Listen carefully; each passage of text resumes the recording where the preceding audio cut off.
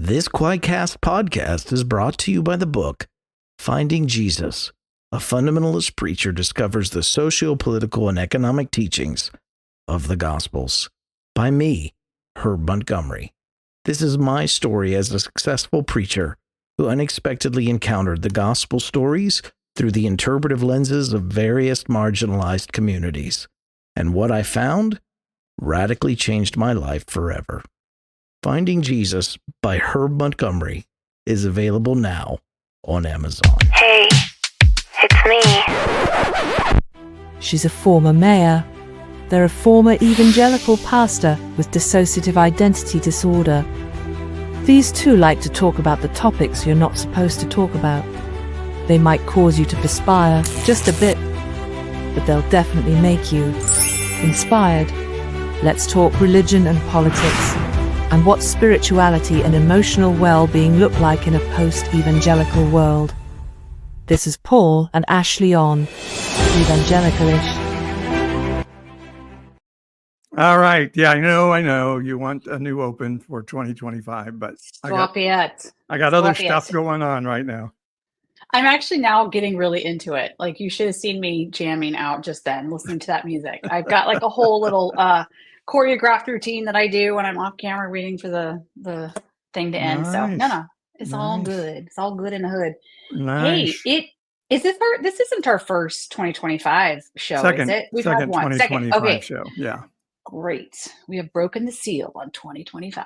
And you may note I have Paul Swearingen on the screen instead of at Unconventional Pastor Paul, because I forgot to change it because I now have to do all this Paul Swearingen stuff as I am in my master's program online and am now a student and a teacher again. So life is lifing again.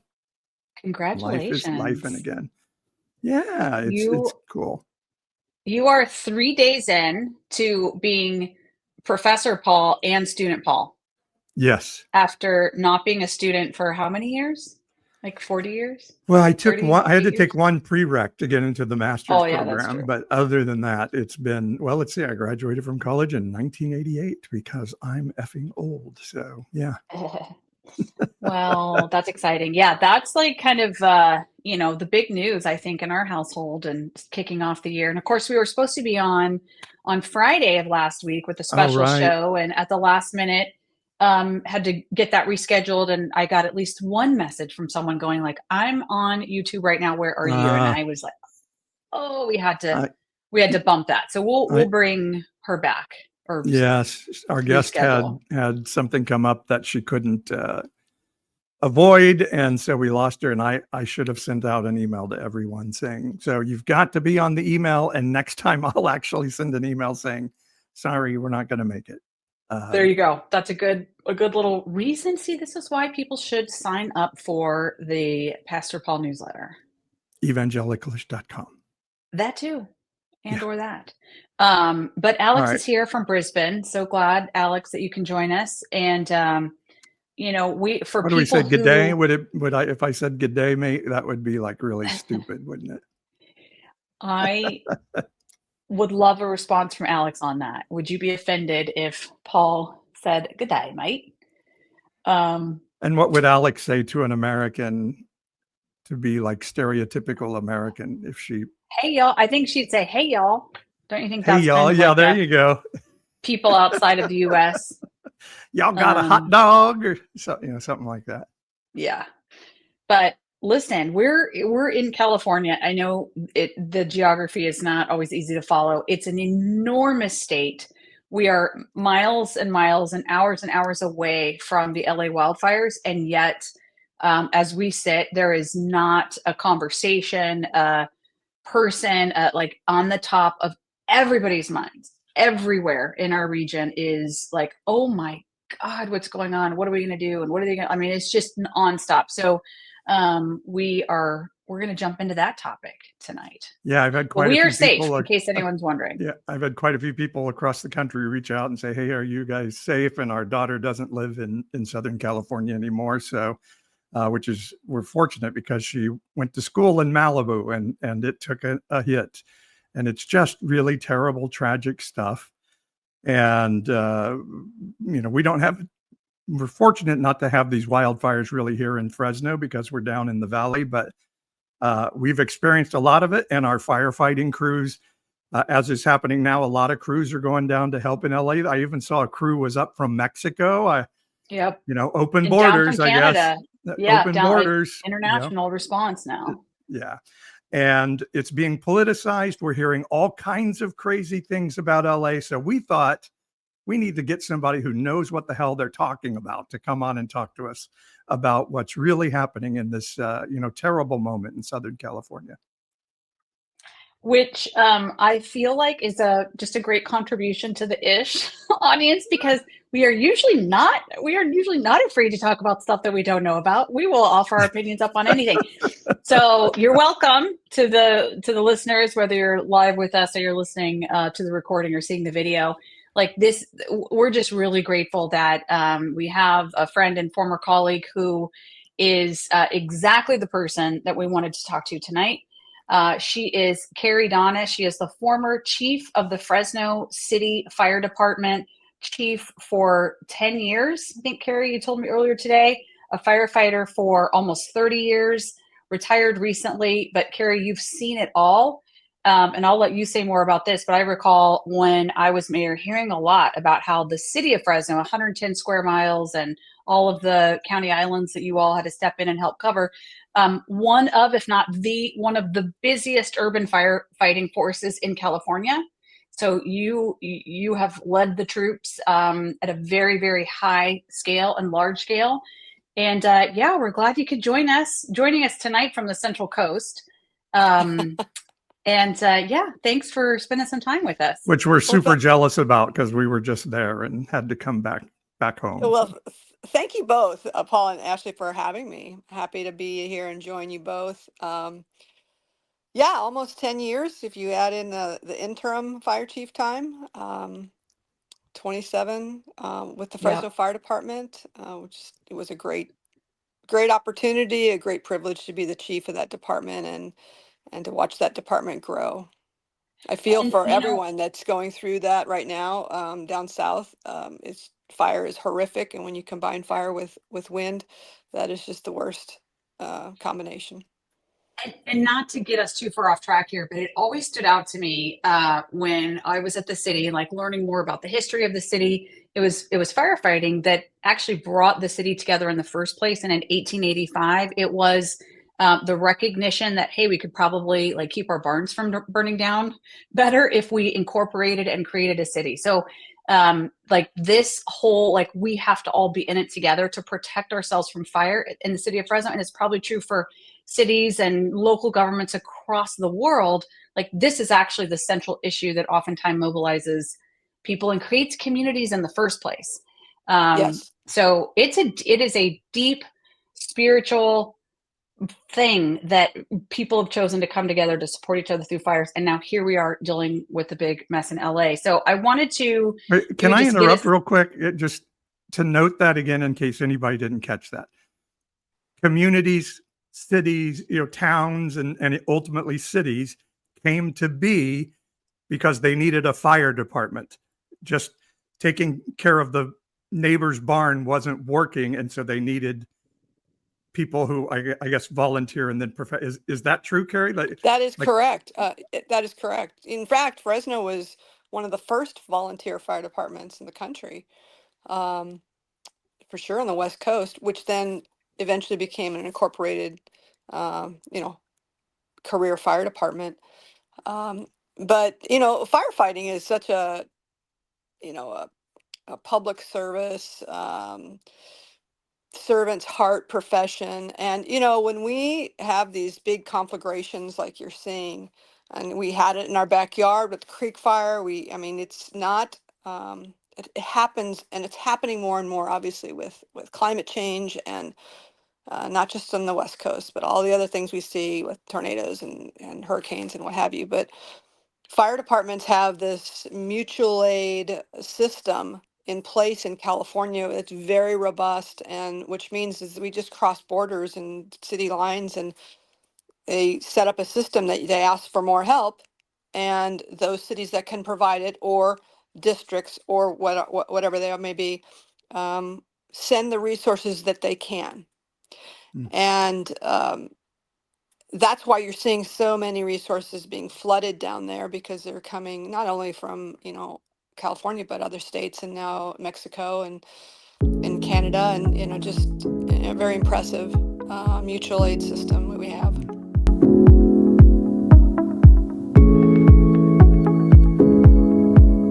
Okay, now is that time on every podcast where we say, smash that subscribe button, or make sure to like and comment and share this pod. Now, there is nothing I hate more in the world than asking people to give me money, but I happen to live in America, which is an extremely laissez-faire capitalistic society, and I have no choice but to ask, because I love to share my heart. I love to share what I've learned about the Bible and how it is relatable in a 21st century spirituality that can be found outside the walls of the church. And I love to share it in a way that challenges the right-wing Christian. And the world will call me a monster. The open-hearted will run to me so that we can share life and a beautiful spirituality together. And the only way I can do what I love is to ask those who are touched by what I do to share finance with me. If you can't, just enjoy the content and like it, share it, all those other things that you can do. But if you can, would you please consider subscribing financially to my content through the website at evangelicalish.com. We're going to do a less short content on the different platforms in the coming year, as those platforms now, I think, are a little bit afraid of our new incoming administration and are starting to squash content like mine.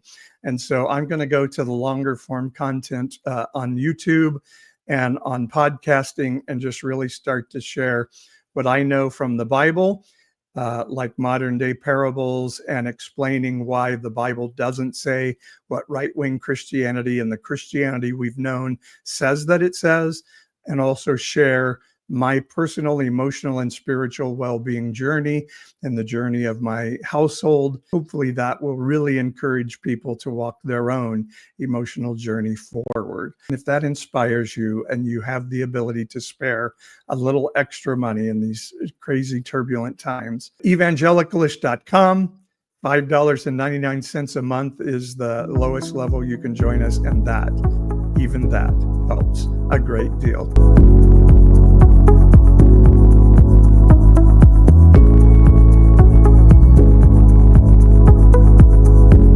Ashley, I'm sorry to interrupt you there, but that is just such a significant point. I thought I wanted to make sure we really spent time on that. Yeah. I'm glad you made us stop and pick up that nugget. Consider the sort of DNA of how communities, cities, local entities are formed in the first place. It is more often than not out of recognition of we got to work together to protect each other from fire. And then we'll talk about it as we go here. But then, to get into this nasty rhetoric, and we kind of had fun naming this topic today, facts not fox, to see this important function and response being taken and just dragged through the mud is really concerning, to say the least. But I wanted to start, Kerri, I'm sure folks who are listening are just curious about, from your professional perspective, kind of color commentary, on the sidelines watching, what are we seeing? What stage of this massive event are we in, would you say? What do you what do you think is coming immediately next? Let's kind of break that down for us. Sure. Well, just kind of what I've observed, and just the experience of, this wildland interface that we have a little bit of it here in Fresno, but let's back up. We had a drought for so many years, and then we had this flood of water for the last two, which allowed things to grow quite well. And then I would say that, the last 6 to 8 months, it's another drought, which now that stuff is so dry. Then you combine that with 90+ mile an hour winds and a little spark, right? Whatever started the fires, that's still to be determined. that's a mix that is not going to work, and you're not going to stop that without some type of aerial firefighting force, which cannot fly in those winds. So it's just free burning. And they try their best. Those firefighters, are trying their best to stop where they can.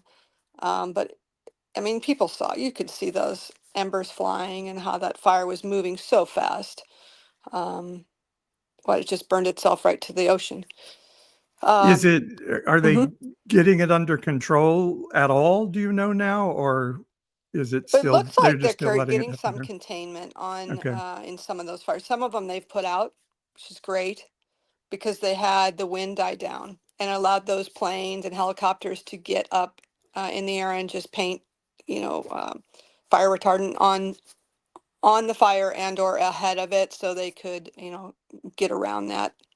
Um, some of them are still obviously burning, and because the winds keep kicking up, and those winds will just dump that fire just 3 or 4 blocks down the road, and it'll start another fire, which starts another house or two, and so it's a very busy time trying to chase all of these fires down and to try and find a containment area So for those.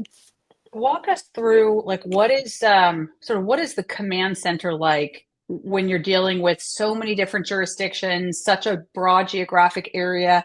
Like how is it just well known in the firefighting force, like so and so, like this agency is always in charge, they run out, like how, like what are the layers here?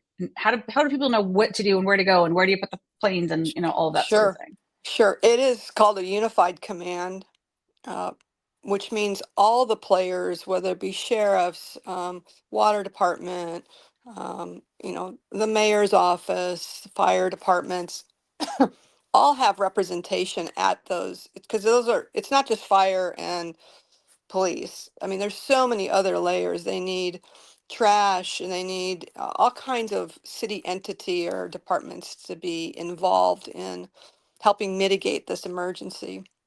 And so it's an incident command center that's away from that fire area, and they provide direction to the leadership is out in the field and set up in battalions or in divisions based on how they have structured that particular incident. And they give direction on when these when the drops might be coming, particular time of day. Everyone's communicating in a very structured way, but that's the way the incident command system is designed. And firefighters have been trained on that for years, and that's why often they take the lead in that type of system. And is it CAL FIRE that is in the overall lead, or like, because there's, and again, we'll talk about it a little bit, there's a lot of um, criticism coming the way of the mayor and the LA fire chief. And it's like, that's not the top of the funnel here, right? Like this Well, is a much bigger regional situation. CAL FIRE is in there, but there's Los Angeles County Fire, there's LA City Fire, there's other adjacent fire departments. It could be in surrounding areas. Then you have the folks that are coming in from other states. They have to be assigned to certain divisions. So there's a lot of players involved. There is ultimately one incident commander, and then there's several other operations chiefs. There's planning section, there's logistics, and so they're setting up hotels and sleeping areas and Mhm. food and all those things just for the firefighting forces. We were acquainted with a person that worked in logistics for CAL FIRE, and it was really fascinating to hear. I mean, you don't think about it, but yes, these firefighters have to have a place to sleep and take showers and eat, and there has to be a way to get food to them and all of those things so they can keep doing their jobs. So there's a whole bunch that goes into it. But I was wondering about that is does Palisades, where we see so many tragic videos, do they have a fire department in Altadena, and or how much of that is covered by LA City Fire Department or LA County Fire Department? Because it does seem the critique is all on LA City's mayor and fire chief, and it doesn't seem like they could possibly be responsible for it all. Well, that's kind of hard to answer. I'm not for sure, but I looked at a Yeah. map today and there's quite a few. It's like LA City kind of carves out a space, and then LA County's around that. Uh, hang on. It's okay. We caught you at a difficult time. I'm worried that the smoke is getting to San Luis Obispo County, where Chief's at. Why don't we take this moment to play a video just about some of the politics that has been going on around this? And Ashley, I am beyond angry.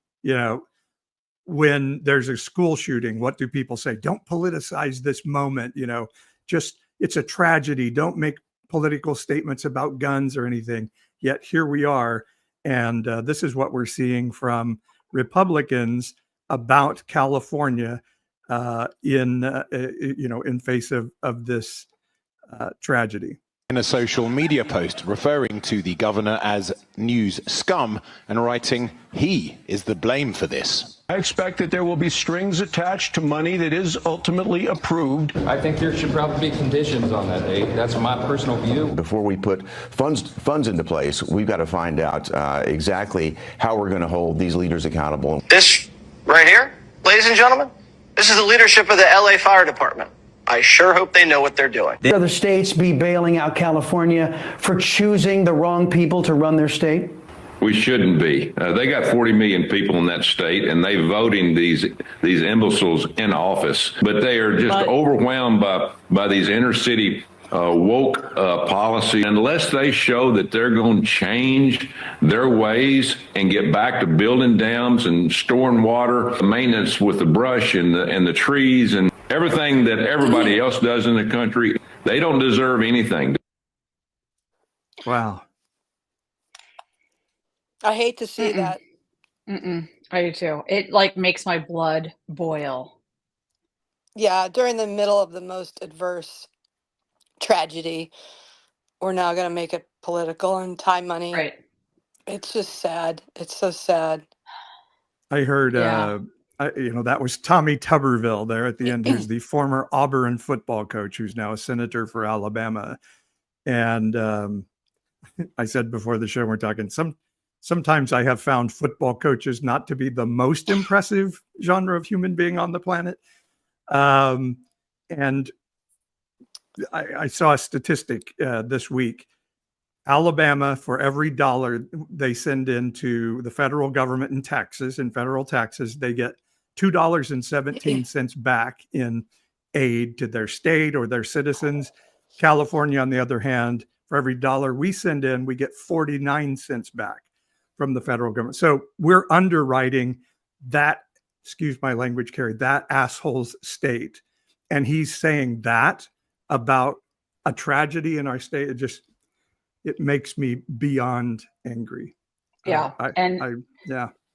Alex in the chat is making the point that Mike Johnson in Louisiana, they've had $7.5 billion in disaster support. I was talking to a member of Congress today who actually put the number over the last couple decades. Louisiana has had over $120 billion worth of federal aid that has been needed in Louisiana for hurricane relief. So yeah, I think this is these guys are in a glass house if they want to start throwing rocks there.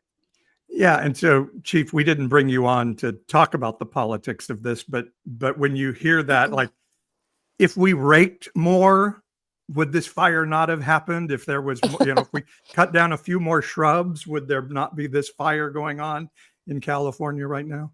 Well, I think there's some would argue that there needed to be some vegetation management, but that's true, probably in parts of throughout this state.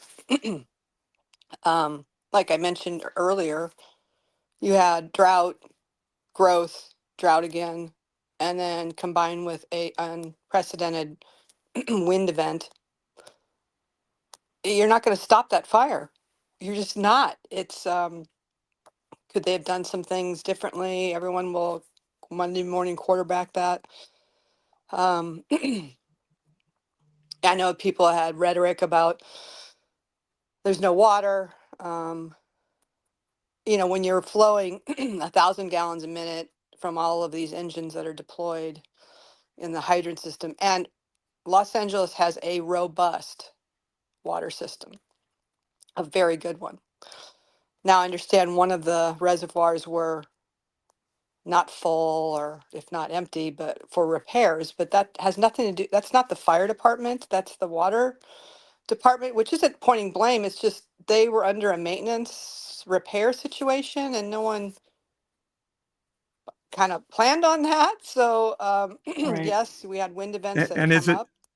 sorry to interrupt, but is it not the case that we're supposed to be beyond the fire season, and this is kind of happening out of fire season, or am I wrong about that?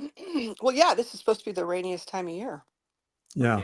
right? So Sorry, yes, Siri they is knew talking to me here. Yeah, they knew winds were coming, but well, you're just not going to stop that type of wind fire driven conflagration. Plus, you probably have open mains, in homes that are being destroyed, just free flowing water, which again brings that pressure down.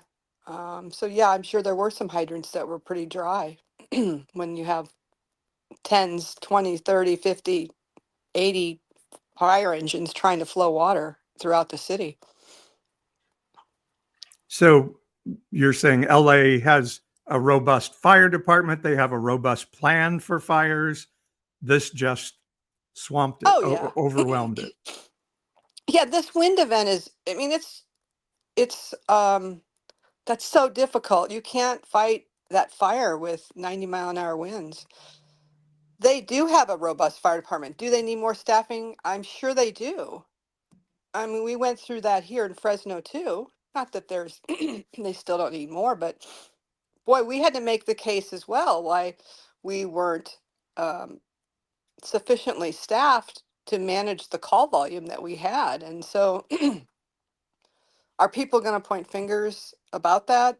Yeah. Is it fair? Yeah, they probably need more resources. But it comes down to funding and what is funded and how the council, if they have a council there and, chooses to invest their funds. But would 60 more firefighters have been able to put that out? No, I don't think so. I think that wind fire combo that wasn't going to stop it. It's the aerial putting water from above in big volume that's going to stop a fire like that. And then it allows firefighters, which are much needed, to then contain it and surround it and then really put them out. Can you imagine a world where, because let's assume that 90-mile-an-hour winds, while unprecedented now, are no longer going to be. So, they're only going to be gustier. Those incidents are only going to be more frequent. Is it possible to imagine something like, I know this is ridiculous, but like a military jet of some sort that could in fact deal with the winds, that like we're changing out the air apparatus up there because we now need something that can go through hurricane strength winds? Is there even such a thing? I haven't heard of such a thing, honestly. I mean, well, and who wants to try to skim if water out of a body of water in 90-mile-an-hour winds? I would think that would be fairly dangerous, I would you suspect. also have to imagine that, let's say it was releasing that fire retardant in 90 mile an hour, that's not going to be effective. True. Right. Not It's effective just at going to all. go. Yeah. Mhm. Yeah. So interesting. Okay. Ashley, can I ask you, Ashley, real quick? We all make choices on deferred maintenance on houses and cars, and like, oh, that's not likely to happen, and you had to make these executive decisions as well for a city. I would bet every state, every local government is making decisions on like, yeah, if this happens, we're in deep trouble because we have to pull back some money here, but we don't anticipate that's going to happen. I mean, would that be fair to say? All I can say is local governments Okay, local governments, maybe state governments, and essentially governments other than the federal government that can print money. And governments in low-income regions like Fresno and in the Central Valley, you are on a knife's edge all the time. You are operating and trying to provide city services, police, fire, other utilities, transportation, like every single service delivery unit, except for probably people sitting behind a desk at City Hall, they're at very dangerous low levels of service. And the debate, and I'll put this to Chief when she can get back on, but the big debate, one of the many big debates that we have when I was at the City of Fresno was always around expanding our boundaries, pushing urban growth, suburban growth out farther and farther and farther. Yeah. Developers who were always funding the political office holders, historically center right, but now in Fresno, they just fund everybody. And with their single interest of annex more land so we can expand the service limits of the city, we were trying to hold the line, and we in fact did hold the line on our urban growth boundary in the city of Fresno, but everything presses against the city to expand. And in our case, in Fresno, the danger there was my God, you are sacrificing services for everybody because, just adding a new neighborhood doesn't create enough ongoing revenue to pay for the ongoing service and maintenance cost. And then the developers are squealing like stuck pigs if you say anything about fees needing to go up to build in the capital expenditures needed to serve that area. They turn into they're Democrats, one day, the government should be paying for this. And then the next day they're like, no fees, no fees. And in our case, in Fresno, our danger of expanding the boundaries was not so much, and now we're getting into territory where humans really weren't intended to live, and it's questionable as to whether or not we should be building up there. There are areas outside of the city that I'd say that's probably true, but not in the city of Fresno. Ours was more just we're devastating services for everybody who lives in the existing boundaries. So I know, Chief, you were brought in all the time to be well, if we expand here, can we provide service? And you're we need fire stations, we need, rigs, we need staff. And, the math just didn't work. Yeah. Well, I'm sorry too, this cough. Yeah, we're sorry too. I hope you're okay. The challenge too with firefighting is you can't just hire one person. You need 3 minimum, preferably 4, times 3 shifts. So they're on 24 hours. So it's very expensive. But you touched on it, Ashley. It's not just hiring people. It's having quality resources that your engines, you're not rolling so many times that you're just rolling the wheels off because they're just not built to drive 5,000 calls per station per year. That's not how fire engines are built. However, we did that for a long time in Fresno.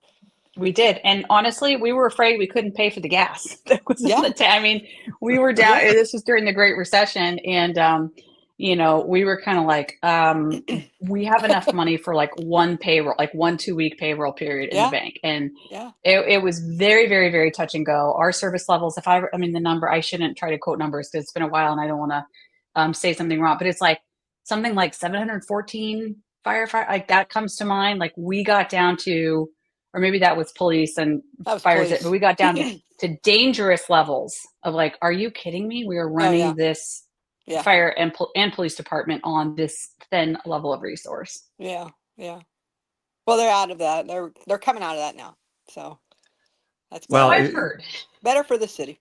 So it's crazy that some of these politicians we just heard from, represent people who are yes, unfettered growth, just grow so we can build more houses. And now are how come we weren't prepared for this? Some of this, Chief, has to be, I always, are we just building houses where we shouldn't be building houses? And nature is okay, build a house there, but you're going to be sorry. No, that's true. That's a good point, Paul. We are building houses up in the urban interface, and it's beautiful. but you're surrounded by a lot of dry timber and foliage that will just take off if you don't have the right perimeter. And that wasn't the case down there. I mean, it started up in the mountains, I believe, the Palisades one. But um, like I said, it's once it gets going with that type of wind event, it's just ripping through those neighborhoods. You can't, there's no firefighter you can force that can get in front of that and just put up a mass of water and think it's going to be effective. It's not. So you have to make sure that your firefighters are doing things safely because you want them to go home at the end of the day as well. Yeah. And moving power lines underground is a big thing too. That would be helpful, wouldn't it? Oh, very helpful. Very helpful. Because And you very kind of all costly, comes of to a course. stop unless they can get that electricity turned off. I mean, you can't be walking around power lines, and we have that happen a lot here. Power lines come down during the middle of a house fire here in Fresno, and boy, that's a that's a big danger for anybody that's trying to fight fire with water and walk around on the ground. Yeah, golly, no And kidding. if those lines are being blown around and they spark in a dry place, that you got yourself a fire. I believe that was the campfire, right? That PG&E had to pay big bucks for that. Yep. I have just like one more sort of technical fire kind of question, then I wonder if we can pivot a little bit to this rhetoric we're hearing taking aim at the sort of woke leadership of and that being the fault of the fire. But so last kind of like nuts and bolts question here. So fire is going to eventually be put out. Can you talk a little bit about what is then involved with removing the debris and like dealing potentially with mudslides, et cetera, A, and then B, when something burns this much, is it true that you don't have to worry about repeat incidents like in the near future? Like how long before, I mean, is it at the very least, is it like, okay, so we got done with that for 100 years, or is there still a threat that could come with changing weather and extreme climate incidents and all that sort of thing? Well, I think it is a good point. You have burned off a lot of the potential fuels that started the fire that would come down, and you're going to rebuild these homes. These homes are going to have to be rebuilt with sprinklers. That's the state law, and that would be helpful, right? Wouldn't have necessarily helped in this particular event, but yeah, so I think there would be a less likelihood of a fire happening again right in that area, in the immediate future. Tell me again, what was the first part of your question again? What about the debris? I mean, at this scale, what is the cleanup operation going to be like? Well, this is also what part of that incident command, mutual aid, everybody, all hands on deck that come in, and you have a whole logistics section that's all they'll focus on is getting in resources, likely from other parts of, not only the state, but other states to help with, front loaders and, taking this debris in trucks and just removing it. It will be a mass operation in and of itself.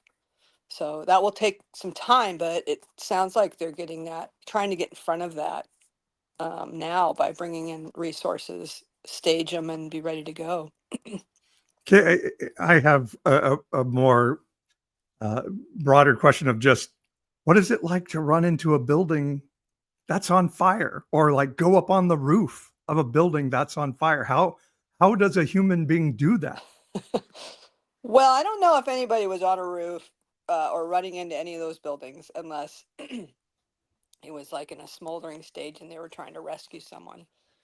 I'm just talking in general. I know we had a firefighter fall through a roof, right? And we lost a firefighter here in Fresno that way, right? Well, it's funny. That's part of that servant's heart, that when you don't plan on that in this career, but you're signing up to run in when everyone else is running out.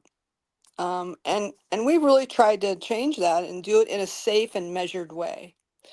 But what I mean by that is it used to be, many, many years ago that, and hopefully that sticks, is that you don't need to run in and save four walls and a roof. You know, people have insurance. You want to do that. If there's a rescue and a savable life, they're all about it, and we'll do that.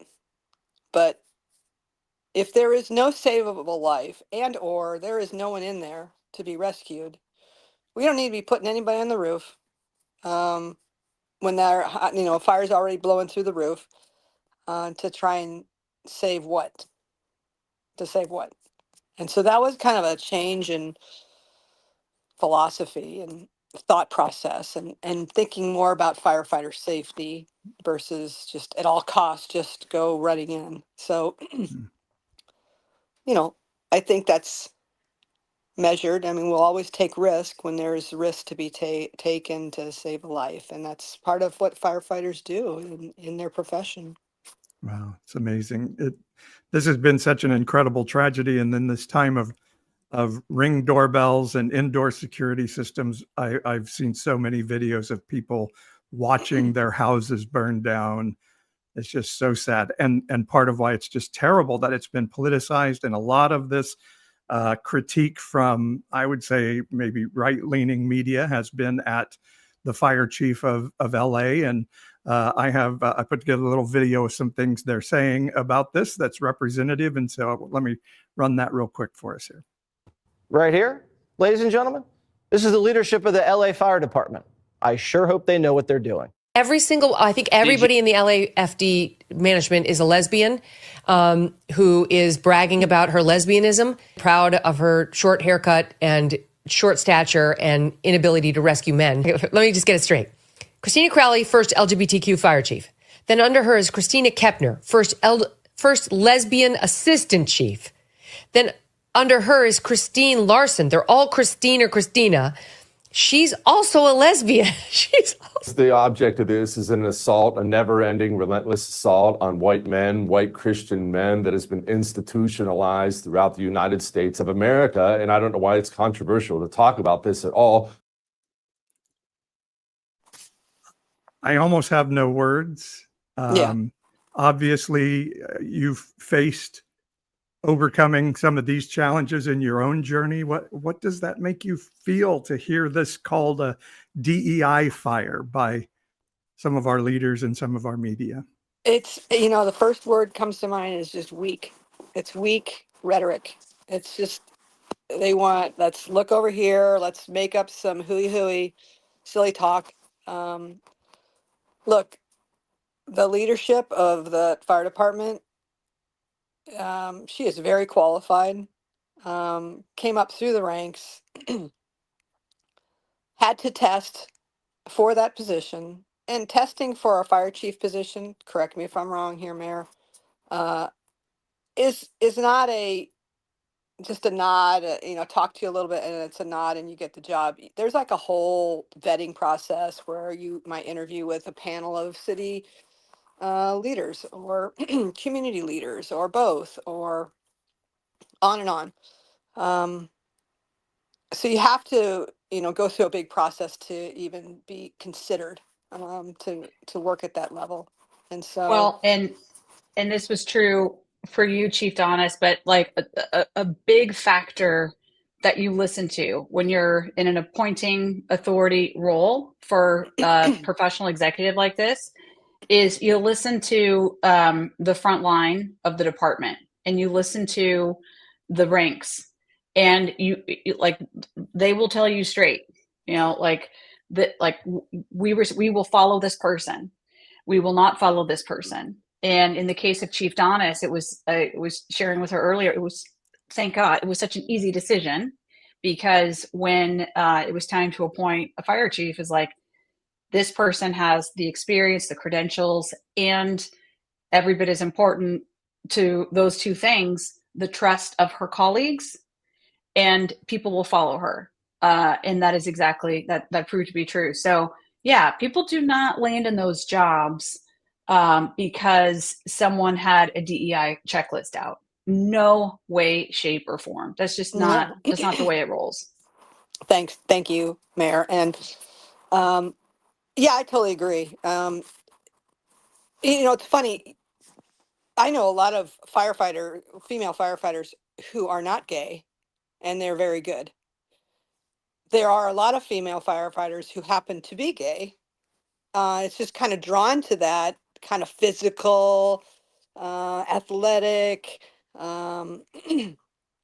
environment. That's where they're comfortable in. But that has nothing to do with their ability to lead and be firefighters. Very successful. Obviously, they have promoted up themselves, which they all had to compete.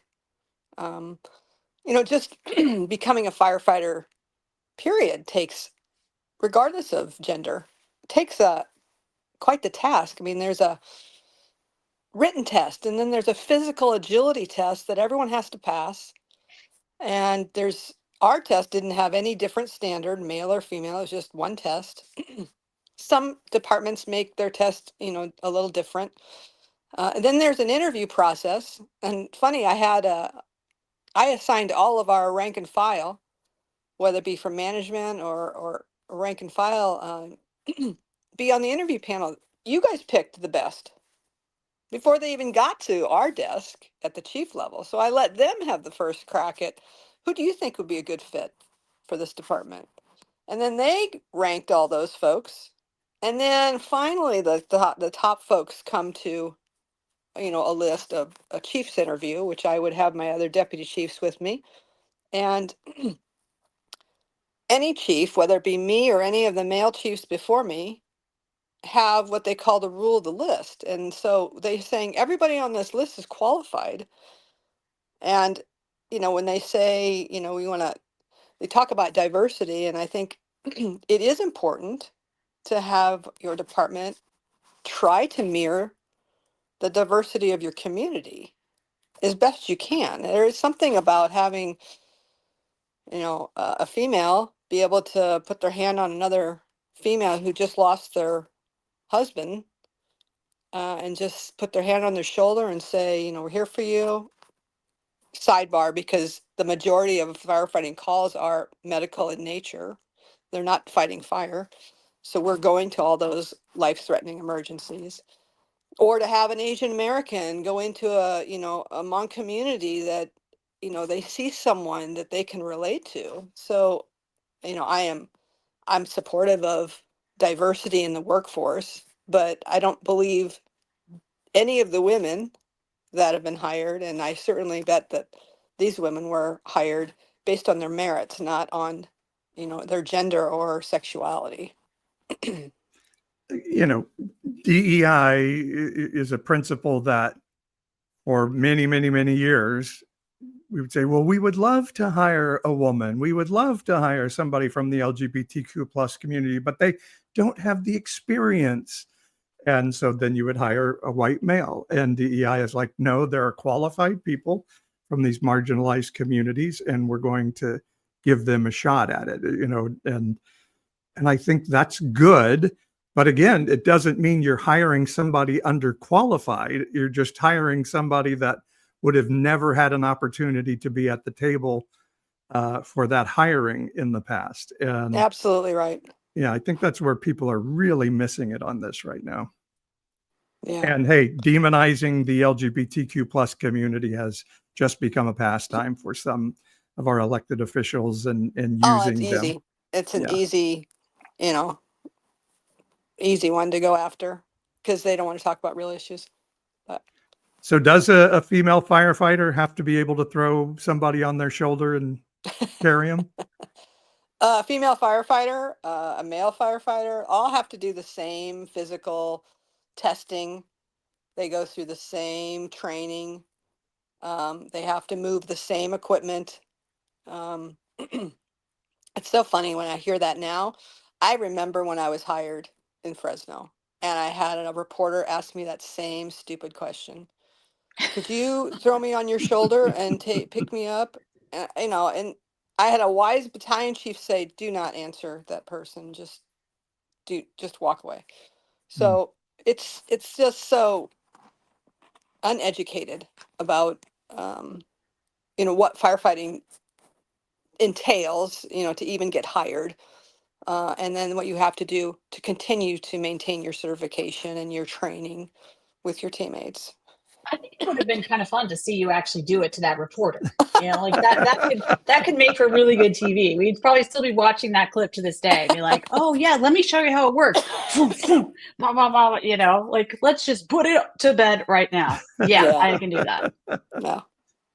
All right. Well, we'll set that up and get some video of that, or maybe you could throw The wise Ashley battalion chief, however, probably was the good call there. So. All right. Yeah. And last question on that, you fought so hard in some of these spaces. Is it deflating a little bit to hear something like that here in 2024 that we were hearing back in 1981? It is. That said, and I'm not surprised by the rhetoric that has been thrown about with, this new administration's coming in, and I'm just not surprised by it at all. It's hateful talk.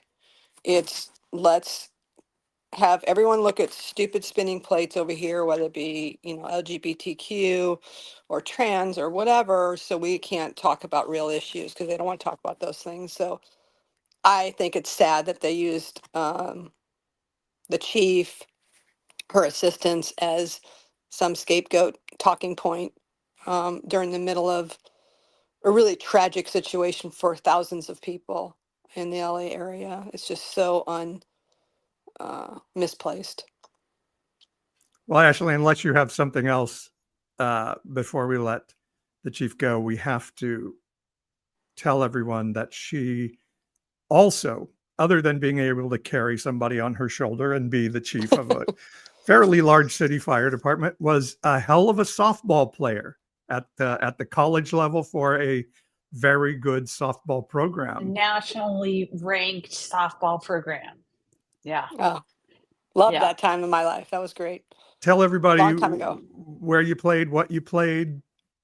I played at Fresno State. I followed Coach Margie Wright out here.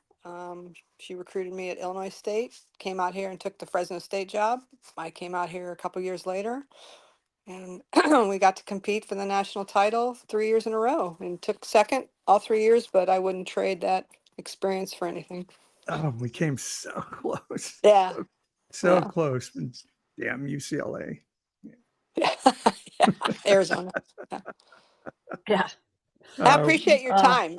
Thanks for having me. Oh gosh, yeah, you were the perfect guest for tonight for sure. Yes, thank you so much, Kerri, and thanks for responding to the 9:30 text last night. Like, hey, can you please come on and help people understand what it's really like to deal with this fire and all this other nonsense? No better person to have on with us tonight. So thank you so much, Chief, for giving us your time. All right, be well. We'll talk to you. All right, again. see you soon. Good to see We're you. going to have to go make a visit to see the chief and her wife, Lori. I'm inviting myself now. We had to go over and say hi because they live in a really beautiful place. So, and we can never have enough excuses to get to California's Central Coast, which is truly amazing. So we finish up always with our What's on My Mind segment. And this is where you always say, oh, I hadn't even thought about it before. I have to think of something for what's on my mind.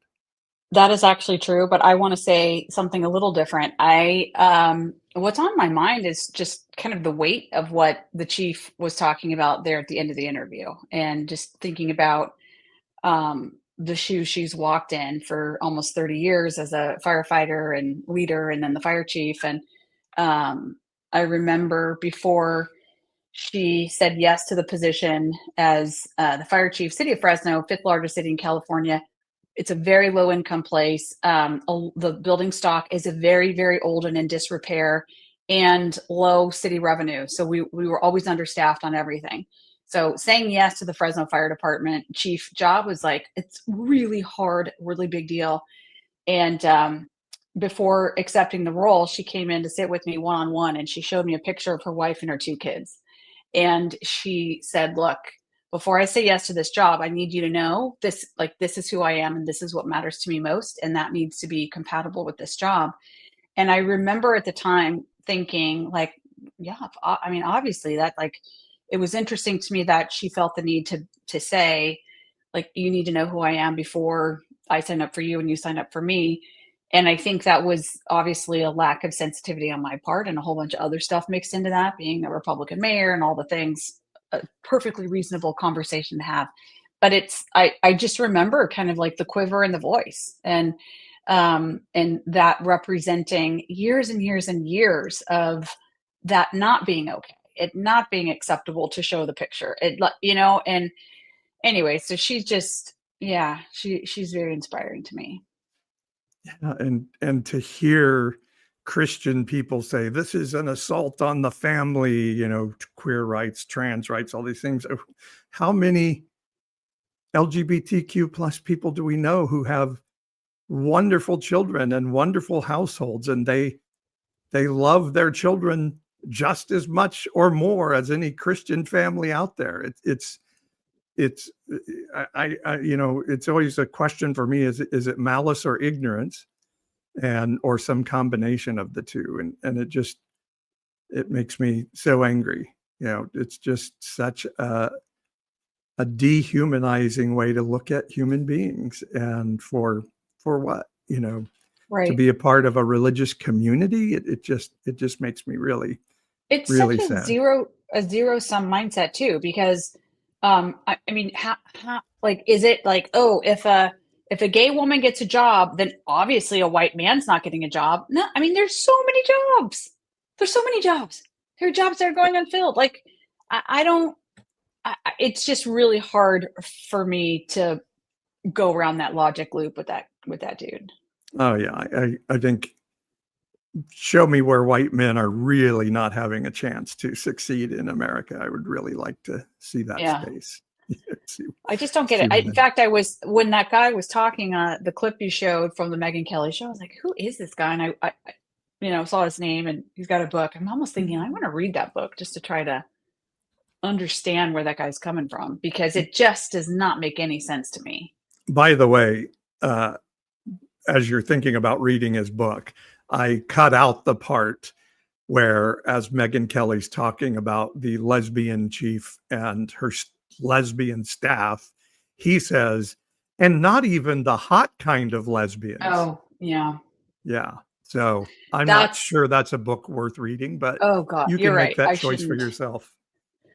Oy, I'm not going to put my eyeballs on it. Anyway, so Yeah. yeah, that's what's on my mind, is just kind of taking in the weight of that conversation in so many ways, the devastation of the fires. And you said last night, and I don't often hear you talk, I mean, you talk in extreme language a lot, but you said something, you're like, I'm so angry.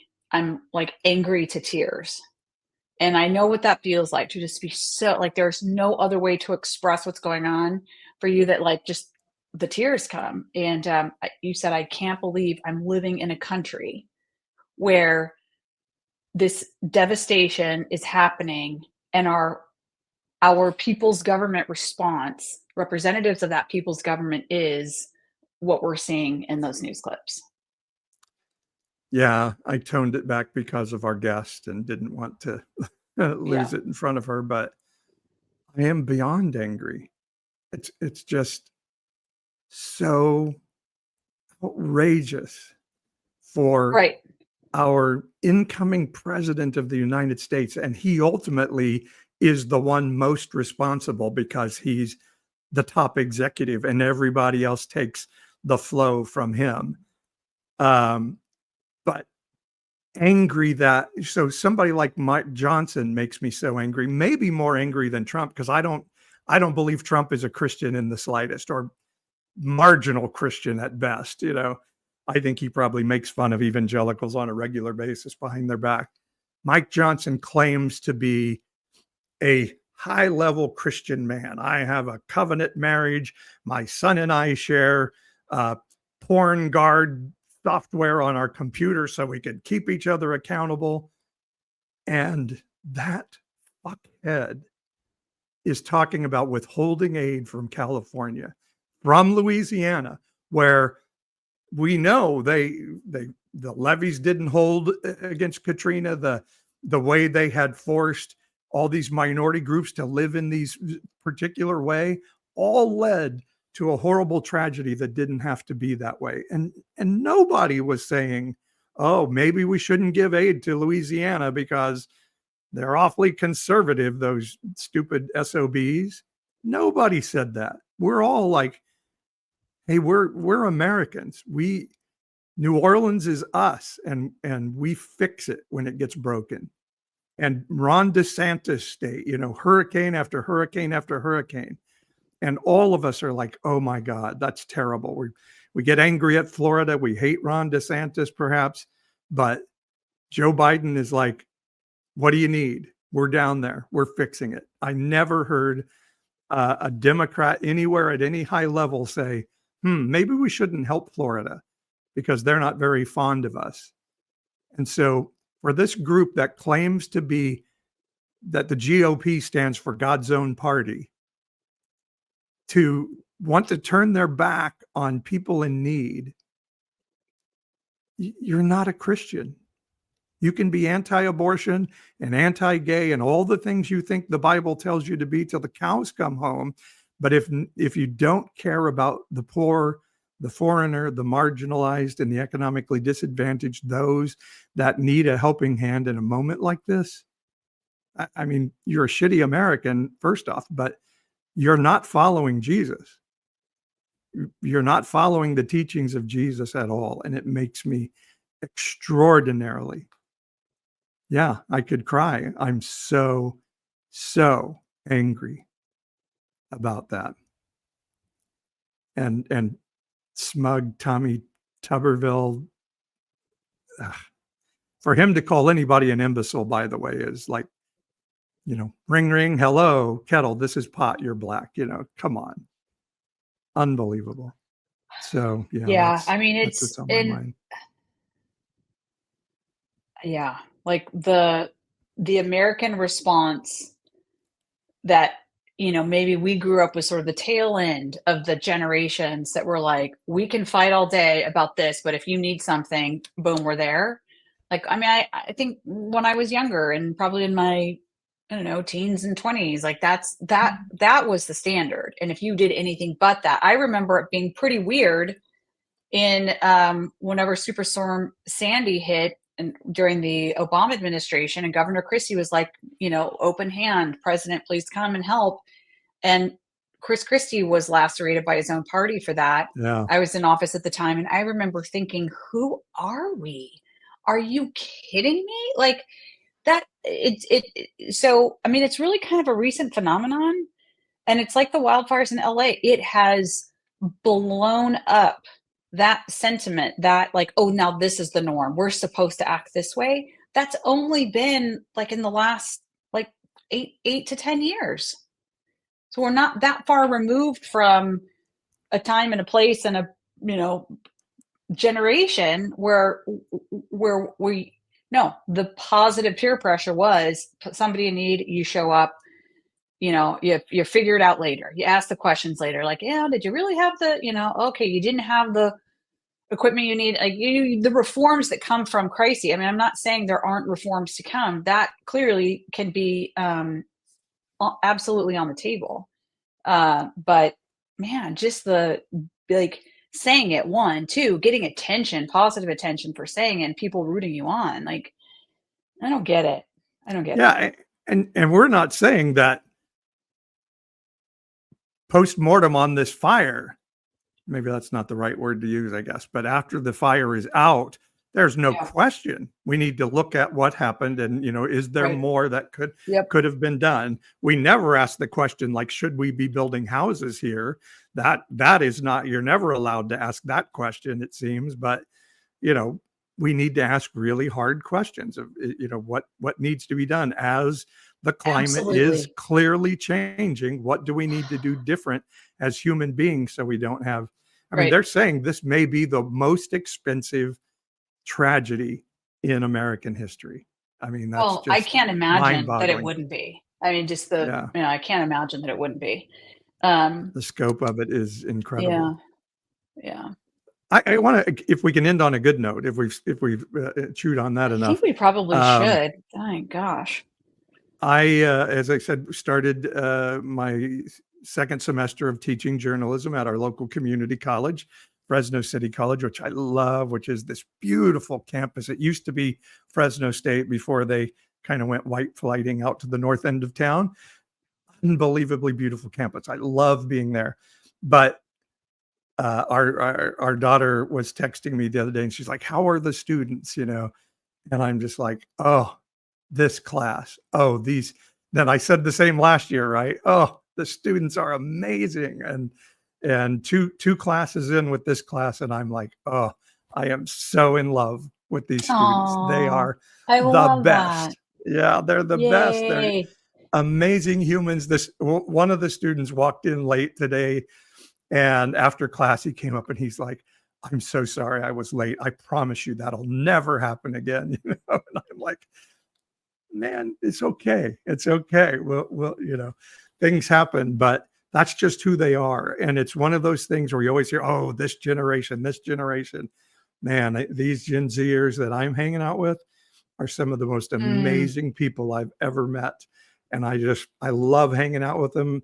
We have an hour and a half class. It goes in a minute. I can't believe how fast it's over. And so, yeah, I think I have a lot of hope for the future when I'm gone from this place bodily, that these amazing people are going to do great things if we don't destroy the world before they get able to do it. And isn't it so freeing and gosh, it's just life-giving to be in a place in your life where you don't have a religious mindset where like you can't see a person because you have to see like, well, are they indoctrinated or not? You know, are they professing Christ or not? Are they the right kind of, you know, like all you get to do is just like be a human, you know, see another human in front of you. I love being around students as well, particularly college students, because you can just feel the sort of the hunger to achieve and to grow. And, you know, in our community, like in so many cases, it's like first time college goers. But anyway, that light and that spark that's in every single person, and you just get to observe it and see it as this unique, beautiful thing is like so inspiring.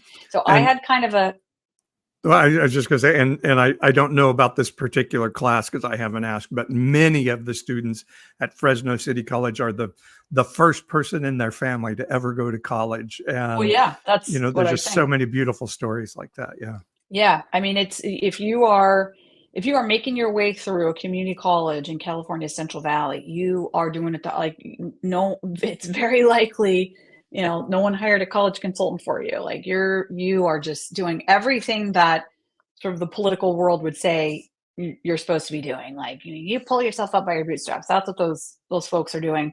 So I had a similarly inspiring experience today. I'll share it. I know we're out of time, but I got to go to see something called the Golden Charter Academy in Central West Fresno. It's a K-6, soon to be K-8 school, charter school. You can look it up online. It is a phenomenal charter school program, the first of its kind, environmental science for transitional kindergarten through sixth grade, across the street and soon to be co-located with this beautiful public zoo that we have in our community. These kids were, you know, from all walks of life. I think they come from like 30% of census tracts in Fresno. And they start the day with what they call daily affirmations. And they put all the kids go out, line up behind their teachers. They stand on the blacktop and they have this like cheerleader pep rally guy come out. And he's got purple hair and earrings. He's got these cool overalls on and this cool jacket. And he gets on the microphone and he leads them through their daily affirmations. And it's like it's an acrostics for golden. And they go through, and all these little kids, they stand at attention and they get, you know, be whatever, like be golden. And I mean, it just was amazing. And then the little kids are like walking past.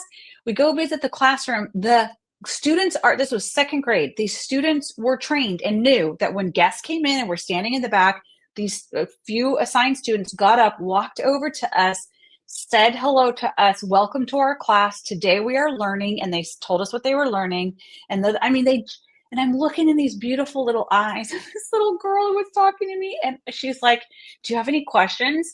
And I'm thinking, besides the fact that I really don't want to sob in front of you and traumatize you as like a 50-year-old white woman that's like losing it because you are so precious. No, I don't have any questions. I just want to stand here and have a moment. But anyway, so that like that kind of thing is happening in the middle of this world where there's the nastiness, the clips from the video we've been playing. And this was my final point. We were talking about this last night in the kitchen. The reality is this: every single individual in our communities, in our country, around the world, I don't care what people are saying on the Megyn Kelly show. I don't care what people are saying as they're walking the halls of Congress. I really don't. In the middle of all that, we all have a choice to make of who we want to be. Nobody can make me repeat or believe the kinds of nonsense that are coming out of the mouths of folks these days. I get to choose that. And I believe that there are millions of people across our country that are like, yeah, no, that's not for me. And they're making a choice right now, a subtle choice to be like, nah, I don't want to go in this direction, and give it a second. And I think there's going to be a course correction. Wow. Love it. Love it. I think the course correction is going to take some calamity, but that's just me. And we know and it could be a both and of some sort. But anyway, so you say the school's going to be at the zoo? We have a kick-ass zoo in Fresno, by the way. Yes, which is publicly supported. So we passed a local bond sales tax measure for our zoo twice now. And it's like nationally recognized. They have purchased property across the street from the Chaffee Zoo.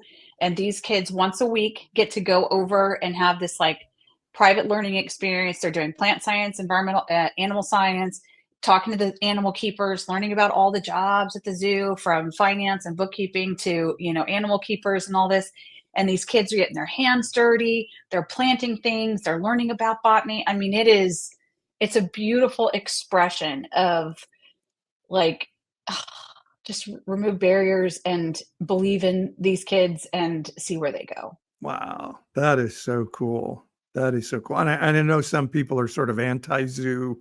We shouldn't have animals caged up. And I get that, but we do it about as well with our zoo here as anybody can. And we've got to had a chance to go behind the scenes and see the elephant, although they wouldn't let us get too close because they say elephants can do you real harm if you're not careful. But and to the alligator place, when we got to see the alligators and all of that, it's really, really cool.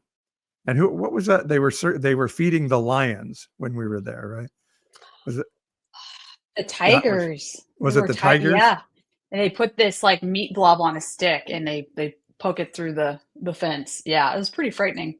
But it requires two people because you have to I can't remember exactly why, but you're making sure that the one is not, I can't remember exactly what it was, but it was really amazing to watch these tigers like, okay, we're eating some meat now. So give us the gazelle. Speaking of, come on. It is time to go have our protein-rich dinner. Shall we land the plane there? We do. All right. Next week, we have the two hosts of, the name just went away from me. Do you remember? Deadly Faith. Deadly Faith is the podcast. It is a true crime, not a Christian podcast necessarily, but true crime that happens in the Christian spaces. And they're going to be our guests next week to talk about why true crime has taken over podcasts and streaming video and all of that good stuff. And you are going to love meeting these two women who are doing an amazing job. So join us for that live next Wednesday, and turn everybody on to tonight's podcast episode when it posts here in the next day or two. And we will, so that this information can get out to people, and this ridiculousness of, if they'd only raked the forest a little more, this wouldn't be happening. That's stupid stuff. All right. Love y'all. We'll see you next Wednesday.